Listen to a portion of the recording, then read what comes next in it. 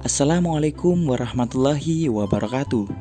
Selamat pagi adik-adik semua. Bagaimana kabar kalian hari ini? Semoga senantiasa sehat selalu ya. Oh iya, sebelum kita memulai belajar pada pagi hari ini, alangkah lebih baik kita berdoa terlebih dahulu. Raditu billahi robba wa bil islami dina wa bi muhammadin nabiyya wa rasula Rabbi zidni ilma warzuqni fahma amin. Nah, hari ini kita akan belajar materi IPA kelas 4 tema 1 subtema 1. Kali ini kita akan membahas tema mengenai energi bunyi. Tuhan Yang Maha Esa menganugerahkan kita indera pendengar. Melalui indera ini, kita dapat mendengar dan menikmati hasil karya seni budaya yang beragam. Bunyi dan getaran. Segala macam bentuk bunyi berasal dari benda yang bergetar. Getaran dari suatu benda akan mengakibatkan udara di sekitarnya bergetar. Getaran tersebut menimbulkan gelombang bunyi di udara. Benda-benda yang bergetar dan menghasilkan bunyi disebut sumber bunyi. Bunyi dapat merambat melalui benda padat, cair, dan gas. Akan tetapi, bunyi tidak dapat merambat pada ruang hampa. Hampir setiap saat, kita mendengar bermacam-macam bunyi. Saat berjalan, kamu mendengar suara langkah. Ketika di rumah, kamu mendengarkan suara radio, musik, MP3 player, iPod, burung berkicau, ayam berkokok, orang berbicara, dan sebagainya.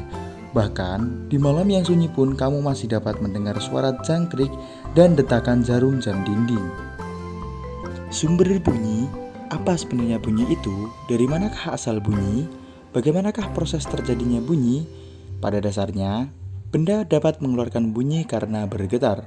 Benda atau alat yang dapat menimbulkan bunyi disebut sumber bunyi.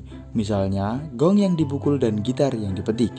Bunyi ada yang enak didengar dan ada yang tidak enak didengar, atau bahkan dapat merusak. Suara musik atau penyanyi yang merdu tentu enak didengarkan. Namun suara mesin pabrik, petir yang menggelegar, dan suara pesawat terbang tentu sangat mengganggu. Tuhan memberi alat pendengaran yang sempurna. Indera pendengar berupa telinga. Namun di balik kesempurnaan tersebut ada keterbatasannya, dan di balik keterbatasan tersimpan kenikmatan. Tidak semua bunyi dapat kamu dengar. Andai kamu dapat mendengar semua bunyi, tentu tidak akan pernah bisa tidur.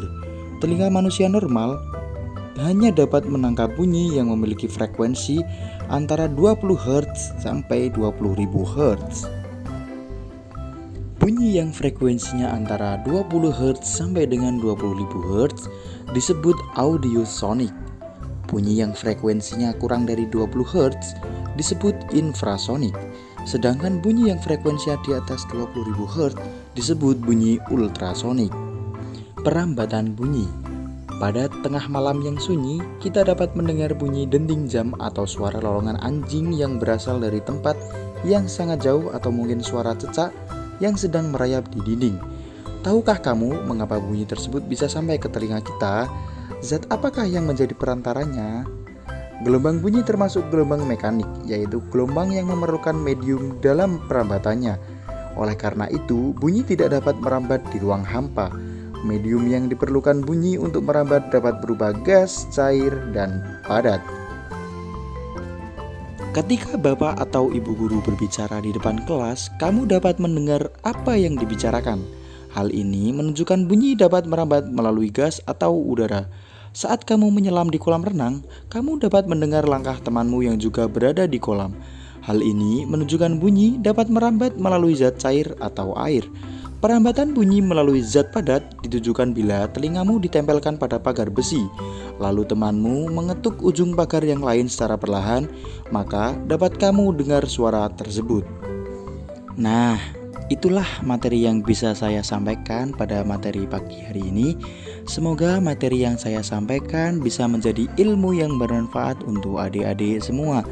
Tetap semangat dan tetap jaga kesehatan. Saya pamit. Assalamualaikum warahmatullahi wabarakatuh.